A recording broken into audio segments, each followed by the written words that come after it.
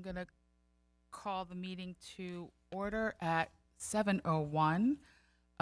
Before we rise for the Pledge of Allegiance, I'm going to ask everybody to please remain standing for a moment of silence after the pledge, as we would like to hold a moment of silence in honor of our CCHS class of 2025 graduate, Logan Malone. Logan passed away unexpectedly on Sunday, April 19th.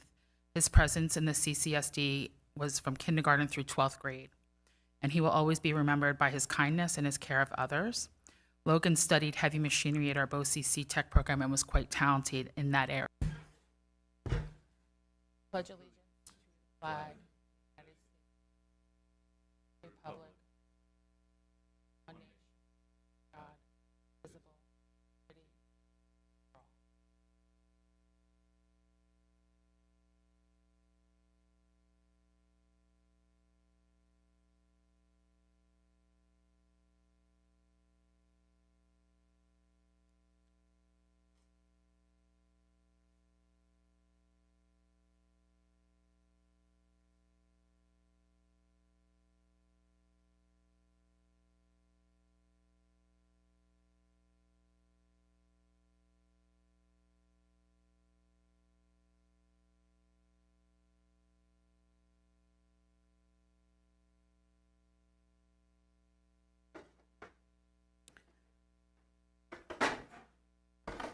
We share our deepest condolences with Logan's family, and we ask that you keep them close in your thoughts. At this time, we move on to recognition of visitors. This is our first opportunity for public comment. Each speaker is asked to come to the microphone, state their name, and limit comments to 3 minutes. We ask that all comments remain respectful and comply with the board policy. There will be no dialogue between speakers and the board. A portion of public comment will be limited to 30 minutes. There are microphones at either end of the table if anyone would like to come forward.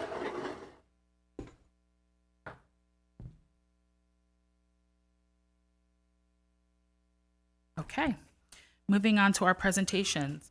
I'd like to invite Mr. Ravinsky to join us to present on music in our schools. I'm sorry. Oh, sorry, Mr. Ravinsky, you just got trumped, so you're going to have to wait a minute. On down.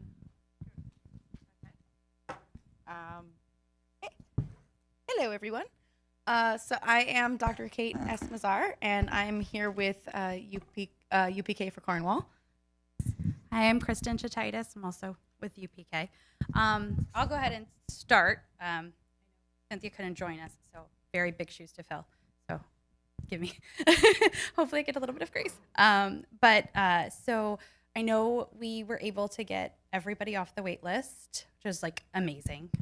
Thank you guys for all of the work, everybody that works on this. There was some families I know that declined. So I'd really love to ask if it's possible to maybe think about surveying those families who had to decline, whether it's, just to figure out kind of how we can move forward in this process and the lottery and making it more accessible of a program. I think, we anticipate that we know a lot of the reasons, but possibly asking how we can kind of get an accurate representation of what's not serving the community would be like amazing. With that, how we're kind of underserving families with twins and multiples. Personally, twin mom, and I speak with a lot of the twin parents within the district who are underserved by our lottery system, as well as possibly looking at adding another provider for next year. I know the RFPs came in and they're probably being reviewed. Thank you, John, for giving those to me. And so just looking at those providers to add more options and things for the community. Okay. And then the other couple of things that we wanted to mention was the idea of establishing a committee. Ideally, what we kind of had in mind was that this would be a partnership with the district, with both parents and perhaps a member of the board, admin, maybe a representative for the provider, but something where we can kind of share ideas on how we can better serve parents and better meet the needs of our students. And then kind of our last request is, since the cost of the seats is essentially kind of a flow through this next year, would it be possible to perhaps on a rolling basis to have approval, so that way if we do expand beyond the 118 seats that are current, we would be able to go up to the 137, which are the funds provided by the state. We're happy to provide these 5 points over email for a response, or to look forward to a response in a following meeting. But thank you so much. Thank you, guys. If you could send those an email, that would be helpful. Thank you. Any other public comment? Raise your hand so I don't skip over you. Okay, now I'll invite Mr. Urbanski to come up and give music in our schools. Thank you.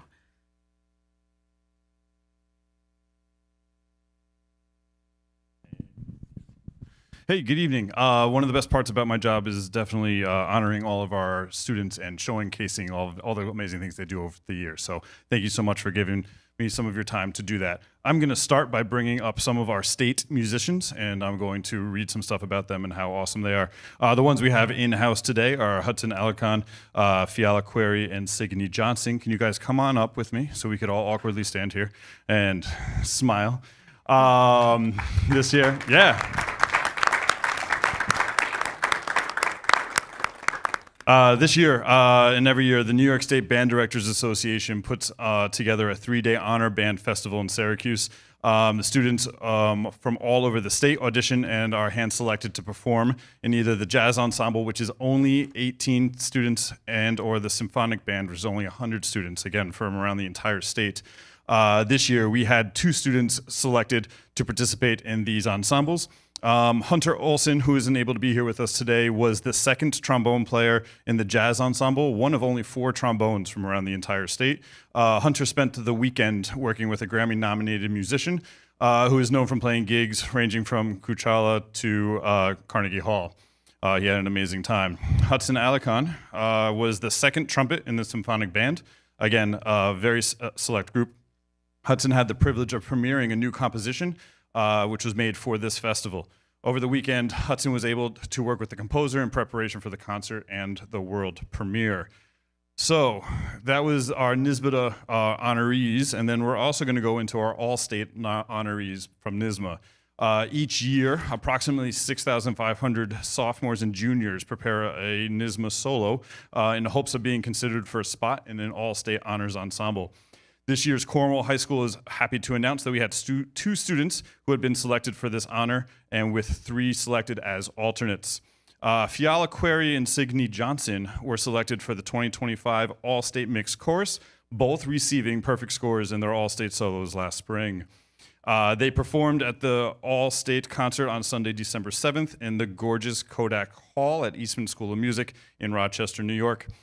This concert was a culminating performance of not only the hours of work they spent in rehearsals beginning Thursday, December 4th, but years of practice and lessons mastering their instrument. In addition to Fiala and Sigourney, who were up at the festival, we had, like I said, 3 alternates being representing Cornwall. Hunter Olson, Hudson Alarcon, and Christian Moyek were also were our alternates this year. So Christian is also not able to join us. But I wanted to take this opportunity to honor and recognize these amazing all-state musicians. So congratulations, guys.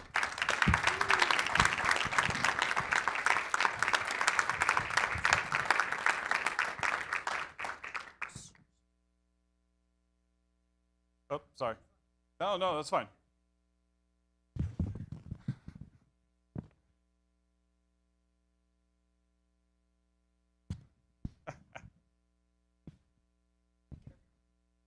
Sorry. All right, so Sigourney. Oh, perfect.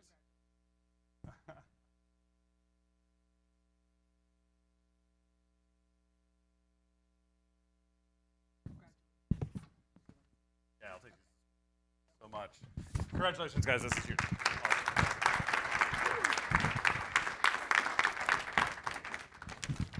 And this will then segue into the K-12 Music in Our Schools Month update. And let's see if I can do this technology right. Because my students know this is not my forte. Buffering, maybe? Hope I don't have to tap dance. Jose, we're good? I'm not good at it. I've tried. Mrs. Carter has tried her best to get me to tap dance. Okay. If I do this, yes? No. Oh, present.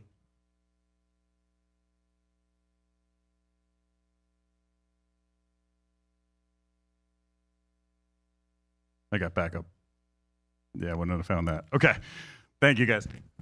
All right. Other part of the job. Here we go. As March was Music in Our Schools Month, the CCSD Music Department wanted to share some good news. This past fall, we hosted 2 large county and state events for the top musicians in the area. Both of these events brought in highly accomplished conductors to work with outstanding high school musicians. Over 40 high schools were involved with the state performance, and all involved appreciated the hospitality that CCSD continues to provide. All of our musicians performed well at their winter concerts over the past few months. Thanks to all who came to watch, and especially to their parents for continuing to support and encourage our student musicians to strive for excellence. Students at COH and Willow Ave Elementary are blending technology and creativity through an exciting STEAM experience in the music classroom. They're using Mackie kits. Students are turning everyday objects into working musical instruments. The 4th grade band and orchestra students participated in our instrumental recital on March 3rd. 113 students, 4th graders, performed as a soloist or in a small group. The CCMS band was busy during the holiday season and continued its annual tree lighting performance. Along with this, they played the annual Wreaths Across America at St. Thomas of Canterbury. February was a busy month for the CCSD music department. There's downtime, right? Nope, it's a busy year, so we keep going. February 4th, the 8th graders of the orchestra and the band visited the high school to learn about the high school program and help the transition into the high school for next year. The CCSD band students had their band expo on February 10th. Every band in the district played a song for each other, and then they closed the concert with all of them playing America the Beautiful, with just under 339 students performing together. The CCSD orchestra students will have their string showcase this May. Last month, where am I at? Here we go. Last month, the high school had their 20th annual a cappella night, which featured our concert choir, treble choir, and a cappella groups. All of these groups worked with the Marist College University's a cappella group that night to polish the performances for the evening. The CCHS Drama Club's fall production of the musical comedy Murders in 1940s was a great success. New this year, the club had designated crew chiefs in addition to casting the show and helping to make all the behind-the-scenes magic happen. The CCMS Drama Club recently produced Mary Poppins. They had 150 participants, either on stage or backstage. Rehearsals started in December, and 2 of their 3 formal performances sold out in the auditorium. The CCHS Drama Club and Music Department just closed the Mean Girls this past weekend, and it was so fetch. Sorry, I just had to say it that way. This pop musical featured 150 students either on stage, backstage, or in the pit. The elementary PTO drama clubs have also been busy this year. Back in January, the CES PTO produced an amazing performance of SpongeBob with 120 students performing, and last month, the COH PTO produced a thrilling performance of Into the Woods with 90 students performing. The Willow Ave PTO production of Music Man will be opening on Thursday. So, we have had many successful auditions this past year, and many of our students have been accepted into honor ensembles around New York State. These students prepared a challenging audition piece and rose to the top to be selected into these prestigious ensembles. Board of Ed, I had given you guys this spiel. If you want, on the back is a list of all those kids' names. If you want to take a look at those, I will not read all their names, but I'm going to kind of go through some of the statistics. We had 2 all-state musicians and with 3 alternates, and then we had our 2 NYSBTA musicians who we had met today. We had 25 area all-state Zone 9 musicians, which is actually double number from last year.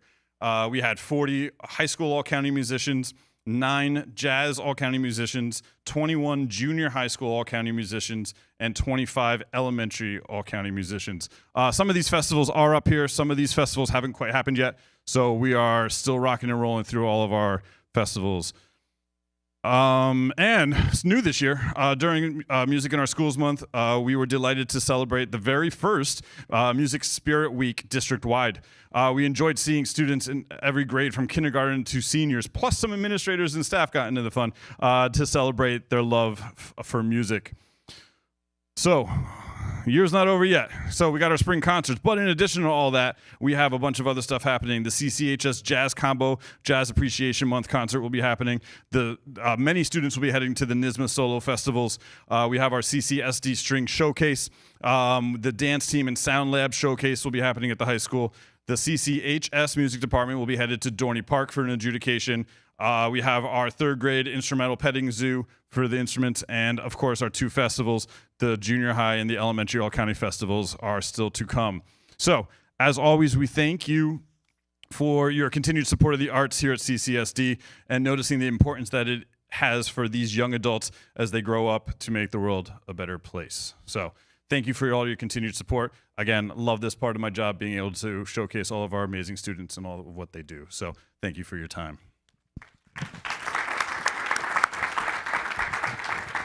Does the board have any questions, comments? Carl? I have a comment. I was fortunate enough to go to Sunday's play, Mean Girls.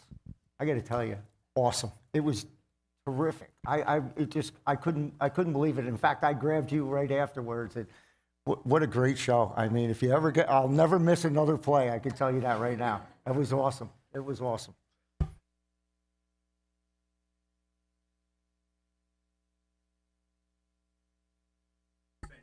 Just one more comment.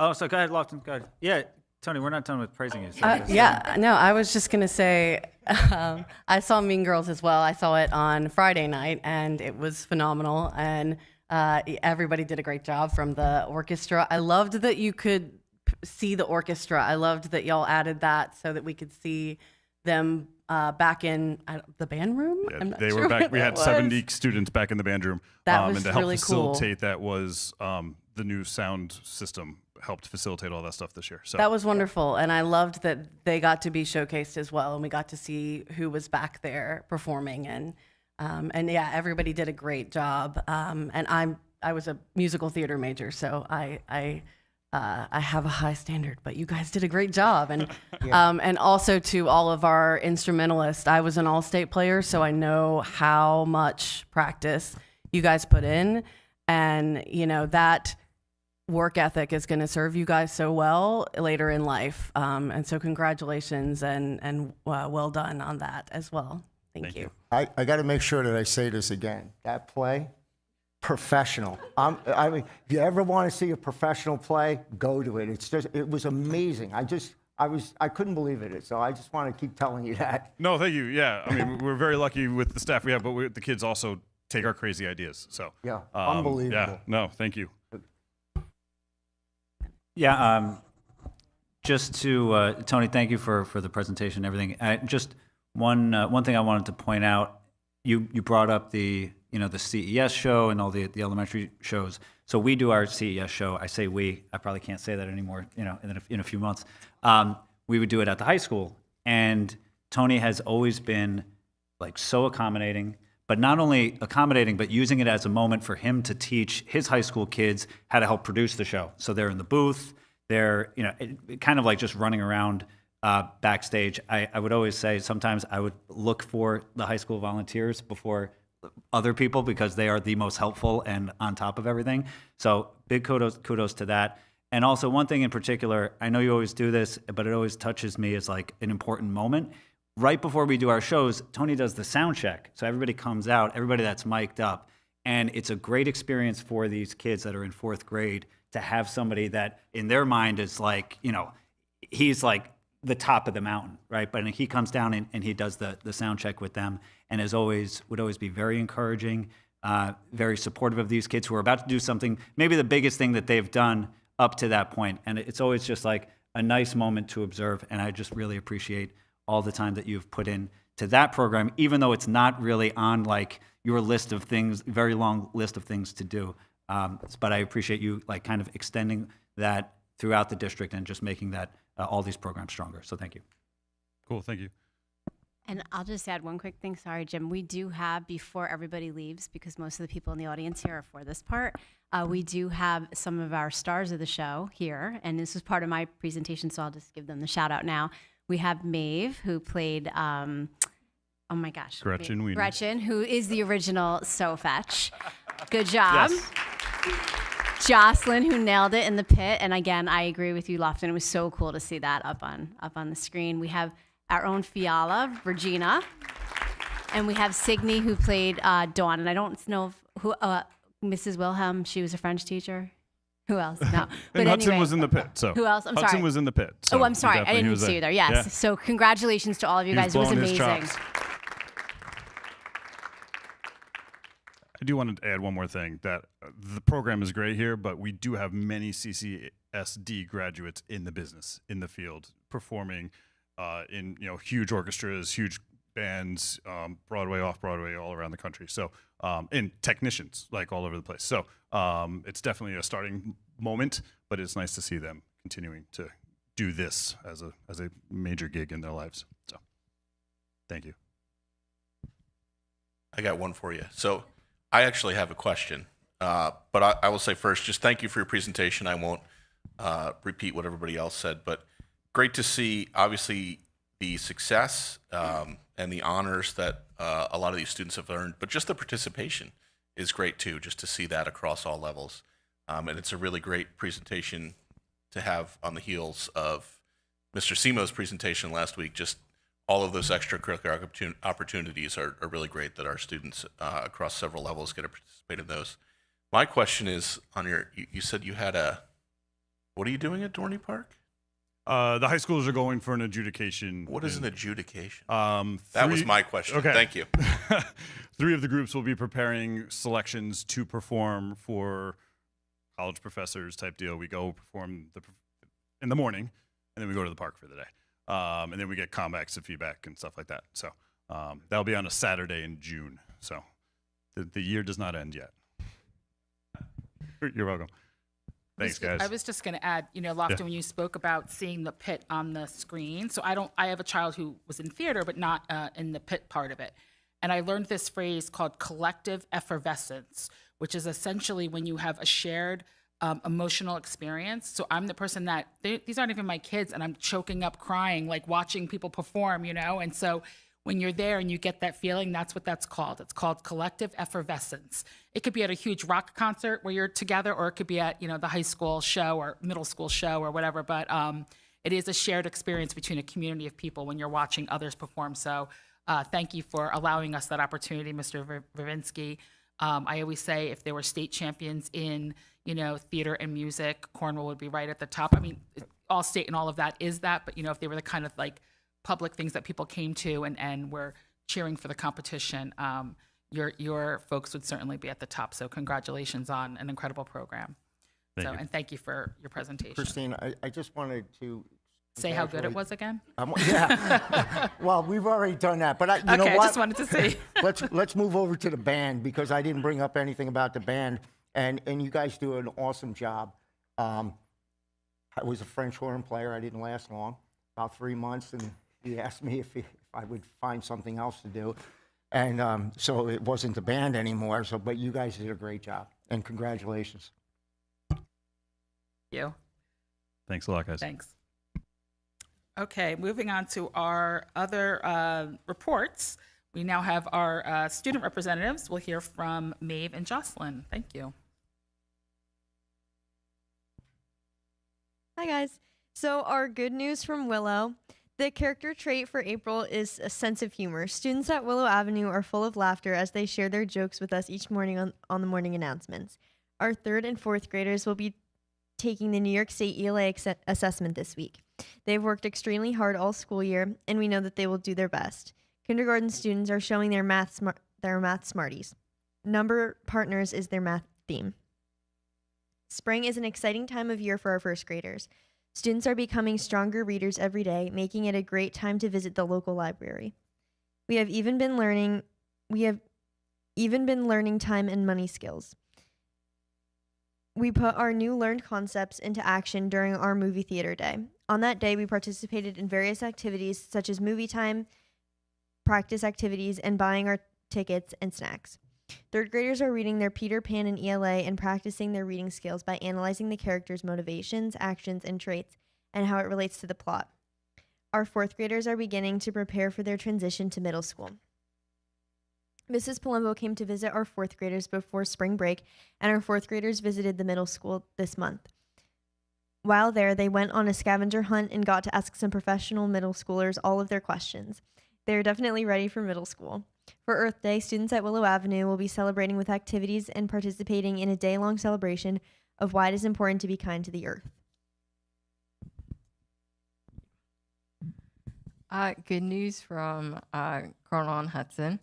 The first grade visited Black Rock Forest on April 6th. It was their second visit to Black Rock, where they reviewed hiking rules, how to read the trailblazes, and looked for evidence of animal presence when hiking around the Upper Reservoir Educator Trail.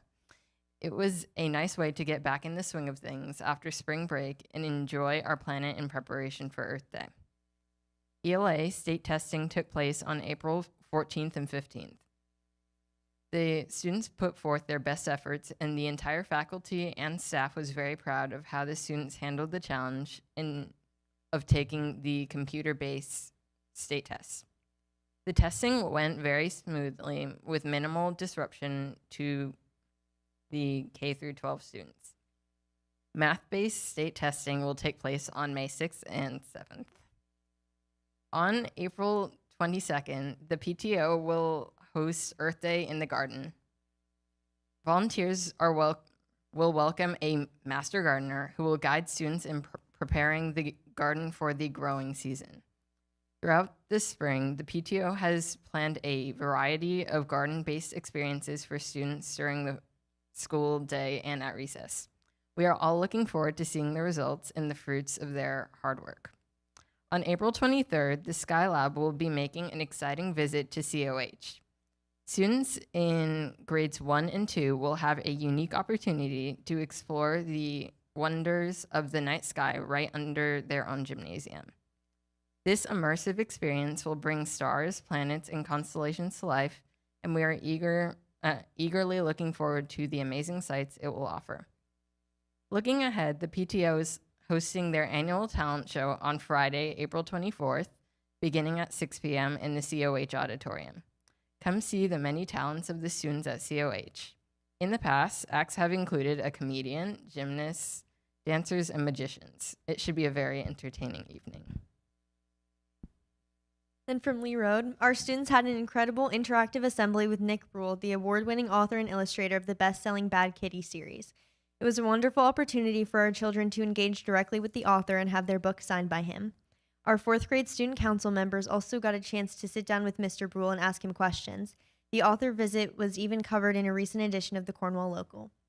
Reading just got a whole lot cooler. The hall is a lot brighter at CES. Our first book vending machine, generously provided by the PTO, it is officially open to our students. As part of our PBIS program, our students can cash in their hard-earned Dragon Dollars for a book token and choose any book they would like. There are many interesting choices. We can't wait to see which genres our students will pick. Our third grade students took a trip to Black Rock Forest and completed their salamander study. They looked for salamanders and went to a vernal pond to search for amphibians. Second grade students also took a trip to Black Rock where they completed a hike and worked on their birdwatching skills. This month, our fourth grade students got to meet man's best friend right in their classrooms. As part of the Hudson Valley Pause for a Cause program, they had the unique opportunity to learn how well-trained service dogs can provide essential aid and independence to those living with disabilities. Next month, our students are looking forward to participating in the Cornwall School District's annual STEAM Expo at the high school. Our fourth graders will be performing in the spring concert, and our second graders will be taking a trip to the Cornwall Historical Society. Welcome spring and a great month for all of our elementary school students. Good news from the middle school. Miss Palumbo and Miss Burton visited all of the fourth grade classrooms to kick off our fifth grade transition and orientation program. CCMS is very excited to meet these eager and enthusiastic students when they come for a visit with their classes. CCMS has offered a wide variety of tutorials to provide students provide supports to students in a multitude of areas. These, in conjunction with our regular clubs and after-school activities programs, allow most of our students to stay and enjoy time with their classmates, friends, and teachers. We are very excited. The CCMS Drama Club presented Mary Poppins the musical. Performing to sold-out shows, a musical is a stage adaptation of the P.L. Travers stories and 1964 Disney film focusing on the dysfunctional Banks family in 1910 London. Nanny Mary Poppins arrived to bring orders to children Jane and Michael, using magic and joy to transform the family. Thank you to Miss Moulton, Miss Horn, Mr. Baxter, Miss Firestone, and Miss Rakov, and all of the amazing parent volunteers who helped our students have a truly magical performance. And then finally, our good news from the high school. On March 13th, the CCHS Music Department hosted a cappella night featuring the CCHS Concert Choir, Treble Choir, Love Notes, and Trouble in Paradise. This past weekend, the CCHS Drama Club and Music Department held the musical Mean Girls. We are constantly impressed and proud of our talented musicians and their dedication to the arts. AP exams are upon us. From May 4th to May 15th, AP exams will be taking place. Best of luck to all the students taking them. Junior prom takes place on Friday, April 24th. Tickets were sold on April 7th through the 9th. The CCHS AI committee meeting was held on April 15th during community lunch. Any CCHS student or faculty member is welcome to attend. For upcoming juniors and seniors, the next Safe Driving Forum is taking place on Thursday, April 30th at 7 p.m. in the high school auditorium. If you wish to apply for a parking spot next year, you're required to attend at least one of these forums with a parent or guardian.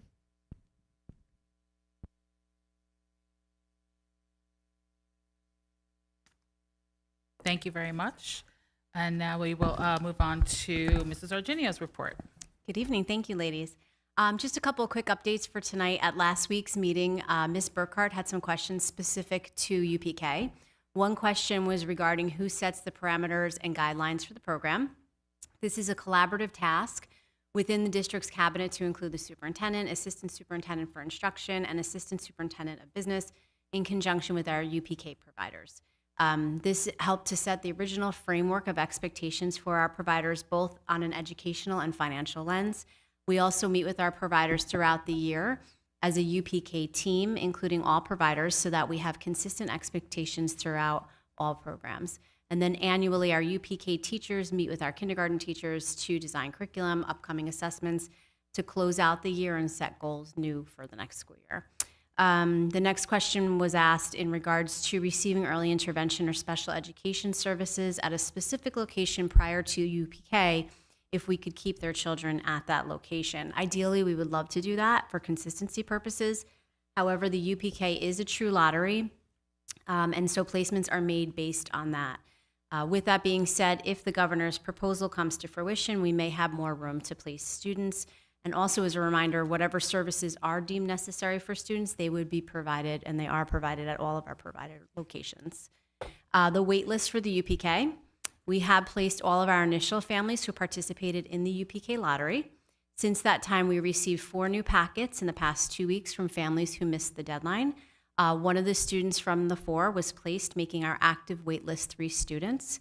It's important to note that movement takes place over often with these lists.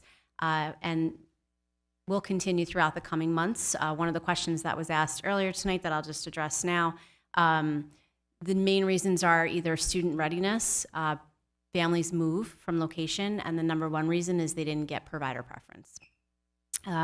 There is a secondary wait list for provider preference requests, and there are currently 8 students on that list. If there are any questions, I ask that anybody feels free to reach out to myself. My second point was Mean Girls. We covered that, but kudos, it was amazing. I found myself laughing out loud, like almost embarrassingly.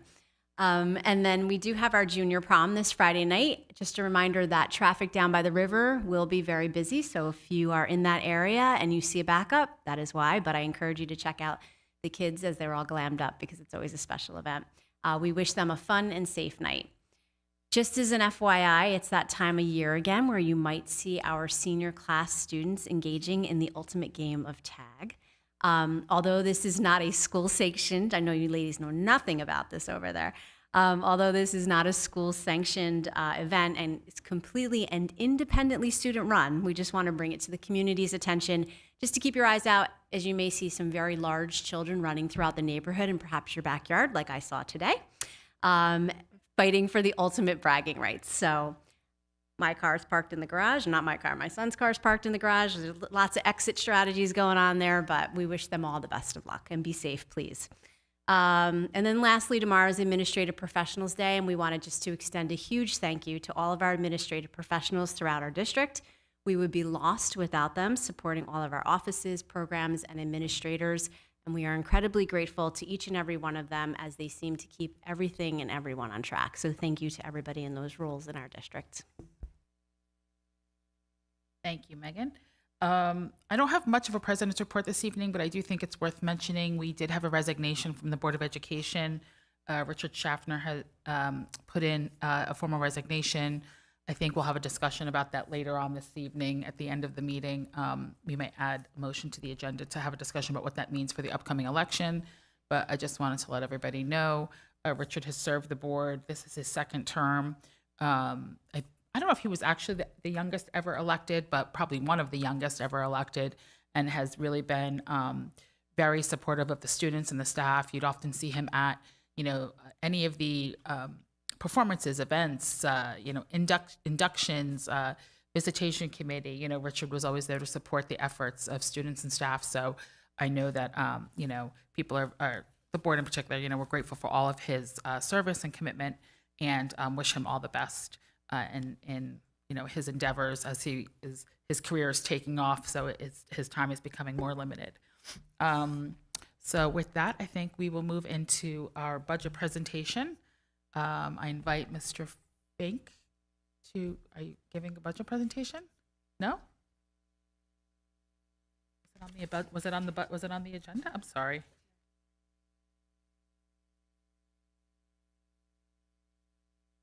Oh, okay. So do we have any comments about the budget or anything? So my comment is just my understanding. We are voting to adopt the report card, the budget report card, and the consent agenda. Mm-hmm. And since we are not really adding any programs, there really isn't a discussion of programs. It was just simply about how we were going to finance the rollover budget, and that's captured in the adoption of the report card. And so maybe perhaps if there's a discussion, that would be the appropriate place to have that discussion if anyone has comments. I think that, I won't speak for you, Mr. Fink, but I think the point is there isn't anything to say, unfortunately, because Albany has not taken any action that would have changed the discussion from the last time we gathered.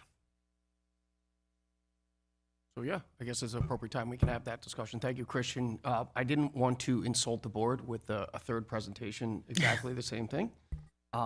Because on May 5th, you're going to see the exact same presentation again for the fourth time. So if there are any questions regarding it, there is no more information from New York State. We will have the budget hearing on May 5th, where you will see a very similar presentation, where really the culmination of all the presentations that we've put together. We may have some additional information by then, but unfortunately, today's the last day that we can adopt the budget. BOCES adopts their budget this evening, and we actually go to print tomorrow on really all of our documents. So we have our draft of our mock-up for our ballot that our voters will see at the polls on May 19th, as well as our military ballots and our absentee ballots. That all gets done tomorrow morning, stat, and then we start rolling. So the report card is the important thing to be approved this evening, because it includes our tax levy increases and all the requirements statutory for New York State.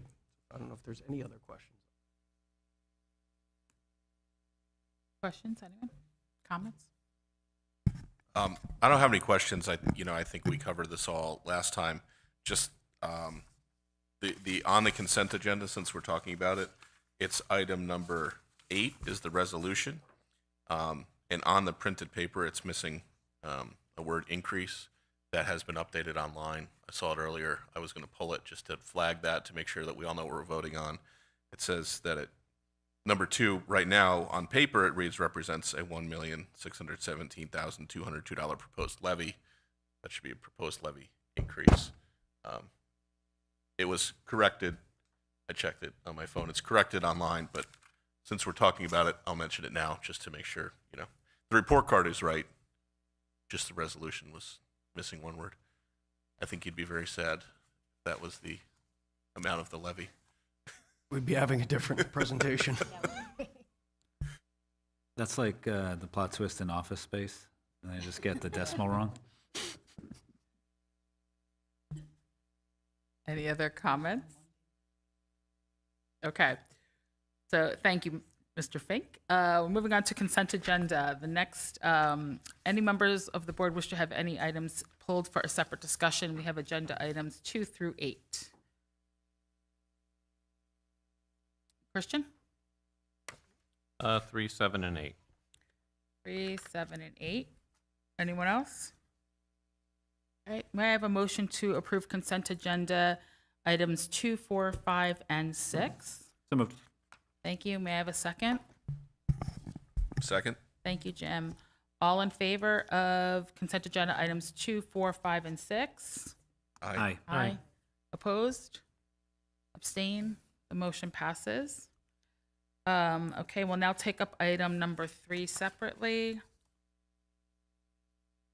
Personnel. Since I pulled the items, and we just came off the budget discussion, can we discuss number 8 first? Sure. May I have a motion for, excuse me, let me just get to that. The resolution to approve the 2026-2027 proposed budget and property tax report card. So moved. Thank you, Brendan. A second? Second? Thanks, Jim. Discussion? Christian? I'll defer, but no one else has a comment, I will. So I'm not going to completely recapitulate things because I think I laid out, my logic on this at the last meeting. And since there really isn't a vote to adopt the budget, except to adopt the financing of the budget, I think this is probably the only place where we're going to have a vote, and therefore for the commentary on that. But I think several things need to be pointed out that over the last 5 or 6 years, we have a clear trend with increased tax levies and actually funding lesser in terms of what additional needs. And that trend is likely to continue. And it is a very kind of hard position because people vote against the budget usually for 2 reasons. They think the budget is too large, and then voting against the budget is basically serves that purpose by defeating a budget that you think is too large or inappropriate. The other way is that you think the budget perhaps is not correct or is not showing the right priorities, or perhaps you think the budget should be larger. And the point is that voting against that budget really doesn't help you achieve that aim because there's only one budget and basically vote up or down. So I've said my reasons for this. I think that this budget is setting us up for a lot of problems down the road, and I'm sure that the discussion at that time will be like this is something that came out of the sky and we don't, a natural disaster and a tragic situation, and the people on the board and the community will say, can't help it, but we're going to have to do some things we maybe don't want to do. And the point about it is, as I've said before, all future budgets are contingent on past budgets and past decisions.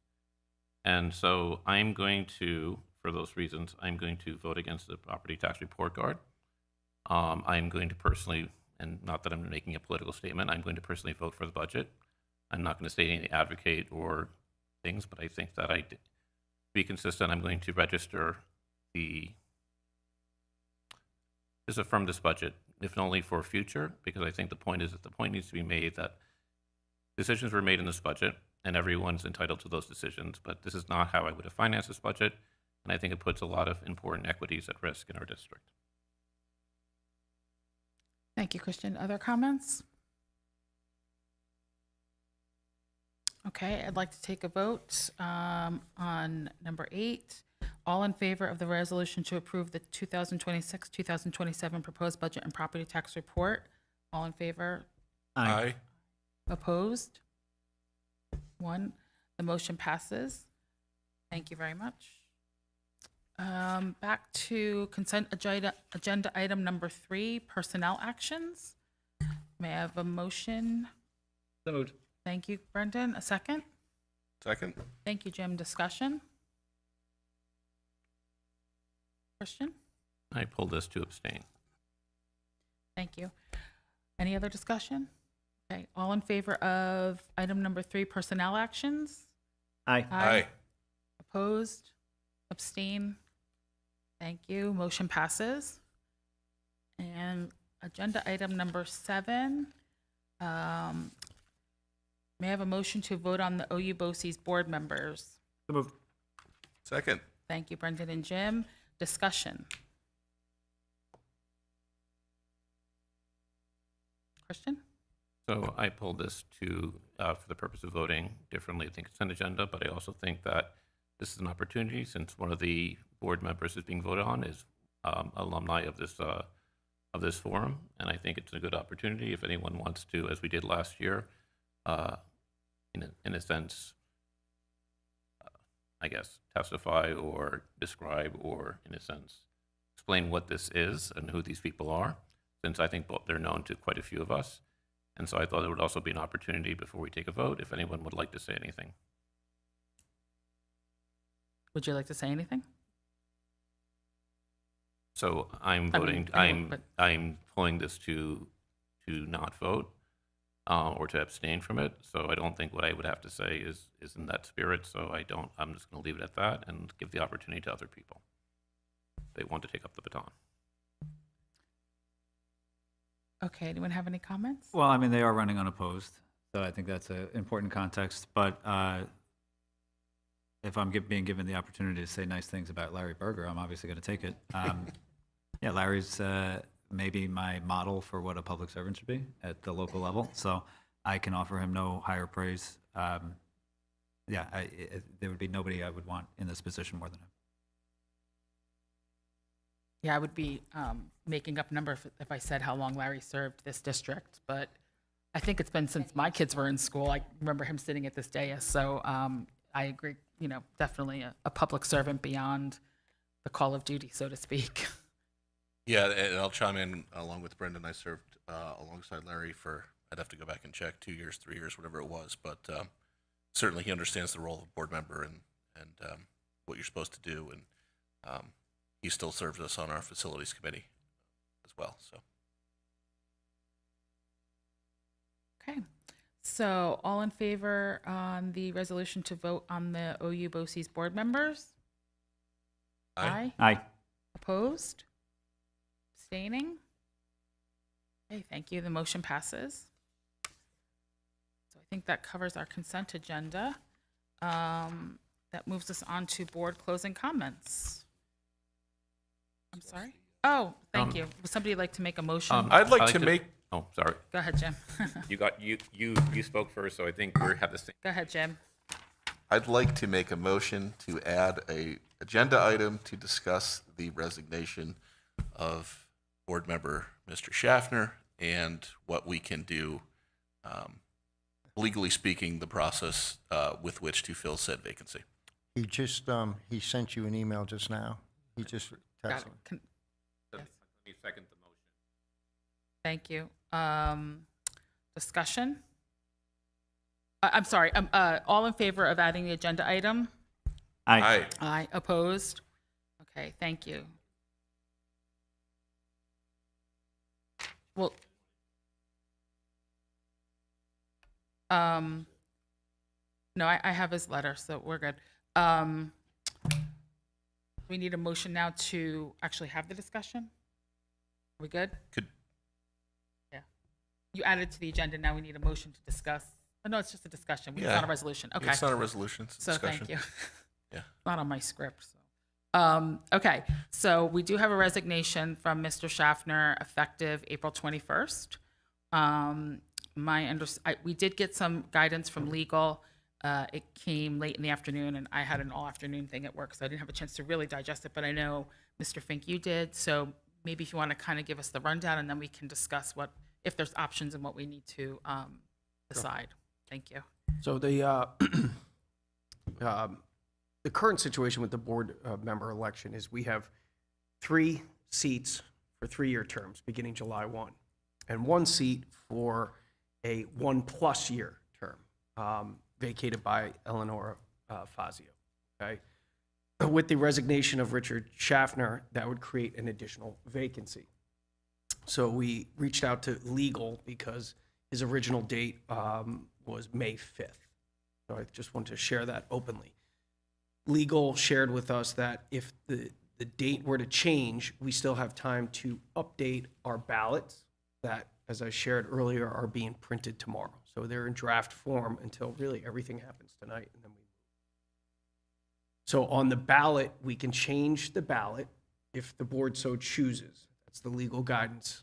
We can continue on with the current 4-person vote, or the ballot can be changed to be a 5-person vote. Therefore, you would have your 3 3-year terms, 1 2-year plus term for Richard, and 1 1-year term for Eleanor. Those seats would be done in successive order. So the highest votes, 3 highest votes, would get the 3-year terms. 4th highest vote would get the 2-year term, and the 5th highest vote would get a 1-year term. And that would be the successive order of the voting, if that's how the board wants to move. The other option would be to wait and proceed as we are currently set up, which is the 4-member vote, and then the board could choose to fill the seat or not fill the seat and appoint a member. Can you share, John, just for the public, the board is privy to this information. You emailed us yesterday, but petitions, nominating petitions for the upcoming election were due yesterday at 5 p.m. Can you share how many folks submitted their petitions and their names, just for the public's edification? Sure. We had 5 members submit as of 5 p.m. last night. We have Christine Diaz, Carl Gilpatrick.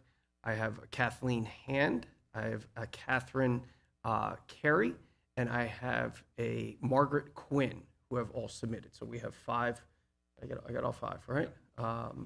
5 members running for what would potentially be 5 seats or 4 seats. Other comments, questions? Well, go ahead. No, you go ahead. So I'm not sure this is a comment or a question, but this is an observation, because exactly 1 year ago we had a resignation. Approximately 1 year ago, it might be off by a day because it occurred, and that was announced on the day that petitions were due last year. And someone announced a resignation and made that resignation effective at the end of the term, which is June 30th. And even before the resignation, or basically concurrently with that announcement to the board and to the public, we were told, we were told that it would be filled in the next election by the 4th. So the point is, there was no even discussion. So I think the point about it is simply for consistency and frankly, belief in a democratic process, which means people on the board should be elected by the community and not selected by a board that will just reinforce whatever the majority of the board point of view might be. It would seem that the first option would be clearly superior and also consistent with our immediate past practice. Since we've had this discussion over the past year, as I said, we could choose fill a vacancy by any means that we see fit. We could have them do jumping jacks. We could pull lots. We could make people stand on their head. We could give them an SAT test and compare scores. We are basically allowed to choose a process to do that. When we had the vacancy earlier this year, my position, I think, is that I think we should take a process where we have the least impact, where the members of the board put their thumb on the scales. And we should allow that to the community and, in a sense, respect their relative preferences for candidates and allocate their seats according to that would seem to be the most direct method, and one that would incur no additional cost to the district, since we already are paying for the election. And we don't really need to reprint the ballots, or John, maybe we do, but the point is, I don't believe the ballots were reprinted last year. It was just in the sense the candidates are on, and there's also, if people like, you can write in another name. So arguably anyone else who's interested, given the new information, could do a write-in campaign. Obviously, there's precedent for that recently in our community. So I guess my point about it is, there wasn't even a discussion of a method in the board. We were just told that our legal counsel at the time, which was different than our current legal counsel, said this is how it will be done. and we weren't even considering the other types of ways that this vacancy can be filled. So it also, so I guess my point is, my observation is, why would we do something differently this year than we did last year? And if we are doing something differently, why are we doing something differently? And it just asks questions that we are picking a different method in a different circumstance as opposed to being consistent, which would be, I think, desirable from, as I said, a small d democratic perspective. So, so that's my observation, that we be consistent. And I think, obviously, that's a year ago. But anyway, I think my position is stated, and I know other people have views that they want to express. I just want to be clear. I don't know that it's raised. I don't think anyone is thinking we do it differently. I think it's just that the resignation just came, and we were just raising as a, like, what is our process? What do we do? So I just want to be clear that even when Carl was talking to me earlier, I was just sharing, like, these are options. I wasn't suggesting we do it one way or the other. I didn't really have time to process what they were. So I want to be clear about that. Oh, I'm at the point with it. I think you already know. There was 5 people that applied for the position. Those 5 people now should be the ones in, and we move on. So in my opinion, I don't think that this board should be appointing anyone because we haven't done it in the past. I don't think anyone's suggesting that, just Yeah. to be clear. I think you asked me earlier, and I just was saying what the options Yeah. were, because literally I found out walking in Yeah. what the situation was. So- So I just want to be really clear, if you were listening to that, that wasn't my opinion that we should do it a certain way. So if we need a motion on this, then let's do it. I'm not sure, but I don't know if Brendan also wanted to say something? No, I didn't have a question on, I think it's fairly obvious this is how to do it. You know, like we have, Yeah. you know, my question was just going to be about the ballot, because the one thing that, so what would you need to change about the ballot? My memory is that the ballot didn't change and that people still voted for 3. Like, we're not going to tell them vote for 4 or vote for 5, because that would kind of make it harder to achieve the result of figuring out who's 4th or 5th place, because then you just vote for all 5. You know, so I think last year our ballot was just Right. vote for 3. Everyone's going to get on, Yeah. even, you know, even if you get, I mean, everyone's going to get a vote. So there's, Right. anyway, that just helps you figure out what is the waterfall. Yeah, and I think the discussion tonight was just really like, what are the boundaries legally related to timing of announcements, and just making sure that we were covered with all of that. That was all. Yeah, we have publicly noticed that we're going out with 3 seats, 3 full seats, and 1 partial, right? So we would have to go back and change our public notice at this point, and kind of reverse course. So any other additional public notices that we do have out there, which we do, we'd have to see if we could change those. And then really it's messaging to the community how this would be solved. So what part of the public notice in terms of how many votes individual voters can cast, or how many seats are up for? How many seats are up? And so in the notice, it says 3 seats or It 4 says seats? 4 seats. 4 seats. And it describes 3 full seats and 1 partial. But what did last year's notice say? Last year's notice went out as 3 seats, right? And we filled 4. And you filled 4. So The future ones were corrected, correct? Like the future public notices? No, they were not. Okay, No. so then we're We okay to had just, missed the deadline.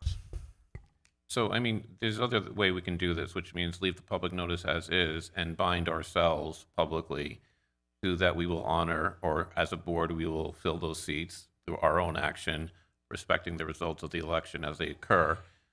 That is more or less, if people have read the news about Virginia signing on to the Interstate Compact to do away with the Electoral College. And the mechanism for that, because states can cast their electoral votes, are not bound by the actual Electoral College. They can cast their votes in the electors, and states are committed to cast their votes for whoever wins the national popular vote. And that is their method of doing that. So the point is, what states are doing is binding themselves that once that enough states that equal 270 plus 1 electoral votes, they would actually bind themselves to casting their electors for the person who gets the most popular votes. In a similar manner, we could bind ourselves by saying whoever gets the plurality of votes in 4th and 5th place will be assigned those, and then take that motion in the meeting after the actual vote. A meeting after the vote, whether it's a June meeting or whether there's another meeting that's being held. I mean, and that would mean we don't necessarily have to change the notice because we're publicly committing to ourselves and then through a board resolution filling the vacancy. So maybe I wasn't clear, but like the person who gets the 4th highest would get the 2-year term, and the one who got the 5th highest would be the 1-year term. As it stands now, out on the notice, that fourth place position would get a 1-year term. So this, I mean, But I think we should change. Sorry, Christine. I think if we have the time, we should just change the notice and make it really a clean process, like, 4-year term, 2-year term, 1-year term. If we have the time to do that, that makes the most sense to me. The 5 people get the votes in whatever order they're in versus binding ourselves and then having to change something back and forth. I just want to make something clear too, in Richard's defense too. The reason Richard was doing this is to make sure that the people got to vote on 5 people. That's why Richard got out as quick as he did now, because he didn't want to put that off. So I wanted to make sure everybody knew that. we can make the adjustments, first thing tomorrow morning. Again, the ballots are in draft. We can adjust that. I would suggest we put some notifications on the website as well. We can notify our people who are candidates who are running so that they're aware as well, so that's very clear to them. And I think we can also put out a Parent Square blast. I can do that as well. As much communication as necessary, is that this is the desire of how this budget vote, board member vote will go. One thing I do want to bring up, it's, I don't know what it means that we've become really familiar with these discussions, but last year, one of the concerns was if people vote for 4, will that invalidate their whole ballot because the machine won't read it or whatever? So I don't know the answer to that. I don't know if we ever figured out the answer to that, but I think it will be an important, assuming that it will be capped at 3, like that you will vote for 3. I think that's the thing that makes the most sense. It will say vote for 5. It'll say vote for 5. And how do you determine if everyone Yeah. votes for 5, who Well, the it's- most votes are? It will Who say gets the most votes. it'll say vote for up to 5. Yeah, up to 5. Up to 5. But you're going to have the total number. Yeah. Of each person. Tie. Oh, come on, please. We're gonna think about ties at this point. so We'll get an answer on that. So if you're lucky, you only have to do a year. I said it you're last less year. lucky- That's the winner. Brendan said that last If you're year. less lucky, He you have said to the do sweet 2. spot was 1 And year. if you're really unlucky, you got to do 3. Civic duty. So just so the messaging will be vote up to 5, and then however the numbers fall. So historically, the undervote, meaning the people who don't vote for the maximum number of candidates, is about 15 to 20%. So even when you have the ability to vote for 5, people don't. And I think some people come in voting for exactly 1 person. I know people have sometimes been encouraged to do that. Not necessarily something that I would advocate for someone to do, but the likelihood that people cast, I think most people come to vote for the budget, and then the undercard is the board candidates, and that's always been the case on every election, and runs from 15 to 25% possible votes not even cast. You just look at the totals. So do we need to take a vote on this, or it exists?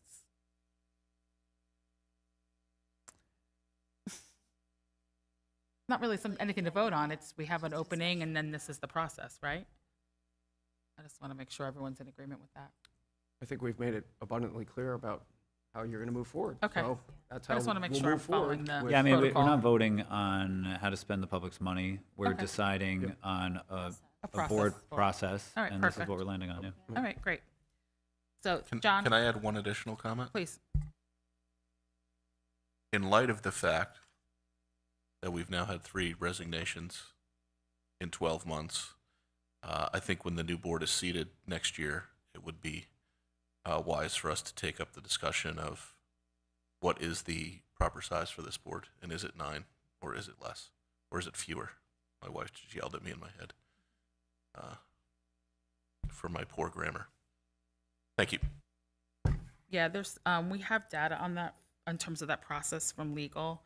It is a multi-year process to go from 9 to, let's say, 7. So we can certainly go over that in detail. The next board, can go over that in detail. and decide, how they want to proceed. It's not, just for the public's sake, it's not as easy as just saying, oh yeah, we have some openings, let's go to 7. want- The public has to vote, and it becomes. Show of hands, who wants Yeah, to it move? becomes a much more it becomes a much more in-depth process. So just so the public isn't like, oh, well, it makes sense, just go down to 7. We can't do it that way, so. So, I mean, we could do it because there are vacancies. And so the point is no one's being deprived of their office by us then voting. And then since we're on this right now and we have a unique situation where we could go to 7 and just vote for 3 in the top 3, and the next year's board is a board of 7. So, I mean, that is possible. The reason why it's a multi-year process is because obviously you are shortening someone's term if you're going from 9 to 7. Generally, how that's done is that whoever gets the most votes in any particular budget vote gets a slightly longer term. And then, so the point is, like, we have a 9, so there's 3 people for 3-year terms, and it's all equal. Can't do that with 5 and 7. And so, generally speaking, there's 1 or 3. One person gets a longer term by getting more votes in that election. And I believe that's actually in the education law about how that's allocated. So if you choose to have that size, the way you fill it is actually, I think, set out.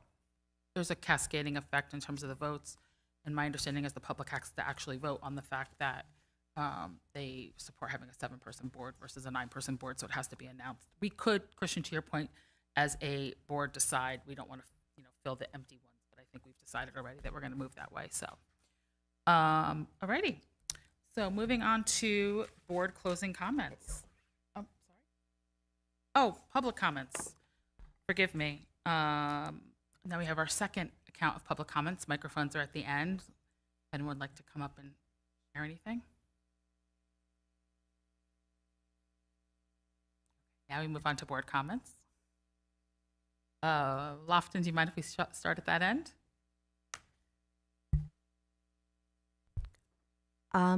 Yeah, I think I really wanted to talk about how much I enjoyed Mean Girls, and I got to do that earlier. So I'm good. Other than that. Great, thank you. Christian? Would not be talking about this, and obviously there's many things that we've memorialized tonight, from unfortunate passing of a former student to the celebration of music in our district. And also, I just want to say on the resignation, I think since I've written this already in a public way, my regard for Richard, I will just let those words stand.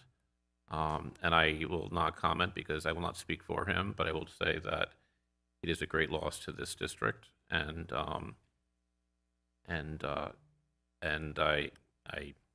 sorry for the district that made that decision. Carl? That's what I want to do tonight. I want to kind of hit on Rich. Rich was an 18-year-old student here, and he ran, back then he ran. And then if I'm not mistaken, he got in when he was about 20 years old.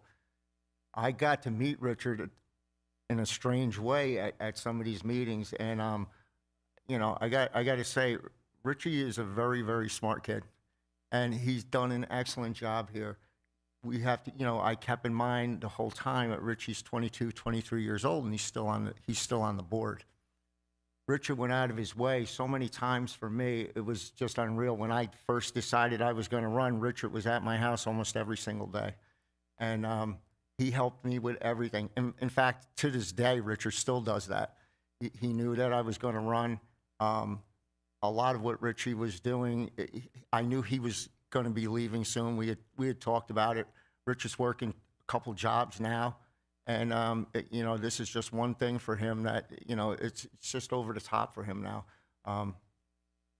And so, I'm going to miss Richie on the board. I know for sure he will definitely be helping me out on a lot of things. He always has. And I just wanted to say, good luck to you, Rich. I know where you're at. I know what's going on. And, thank you for everything you've done for me. So I'll start just to thank Mr. Ravinsky for his presentation and congratulate all the accomplishments that fueled that presentation.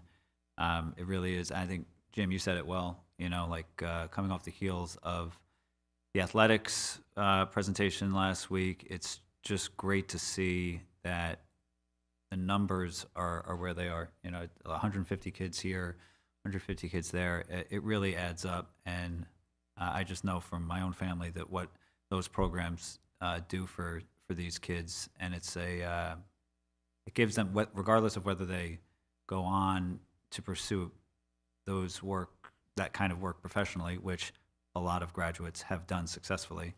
No matter what they get into, those skills are extraordinarily beneficial. So thank you for all that. And yeah, Richard, I don't know if I definitely know I would not have done. I would not have run for a board when I was 20. I would not have wanted to do that, and people would not have voted for me and would not have wanted me to do that. So definitely applaud anyone who's willing to step up and put yourself out there at such a young age. I honestly can't even imagine what the experience has been like for him at that age. When you're still trying to figure yourself out, and then you also take on pretty big responsibility and do it in a public light. I think he's probably, I've said this to him, he'll probably wake up when you're 30 and be like, man, that was a really unique experience. So I hope for his sake that, he takes all the lessons that he learned. I'm sure it was an extraordinary learning experience, and he uses that to fuel everything that he does next. And we appreciate he was always showing up for stuff. He was always the first one to attend any event and all that. So glad that he is making a decision that's good for him, and I just wish him all the best moving forward.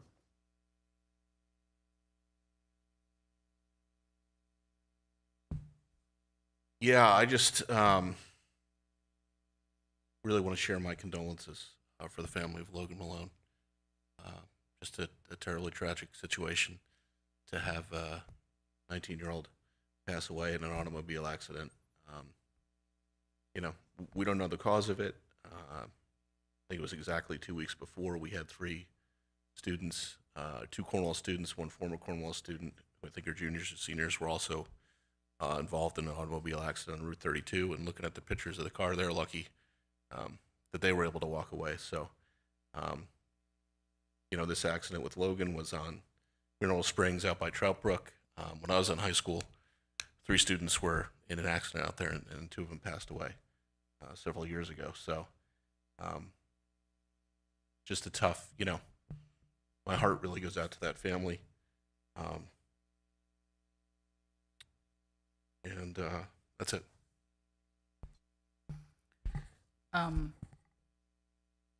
I think I said about Richard before, he served this district for many years, and he was always at all the events. If the board couldn't be there, you knew Richard could be there.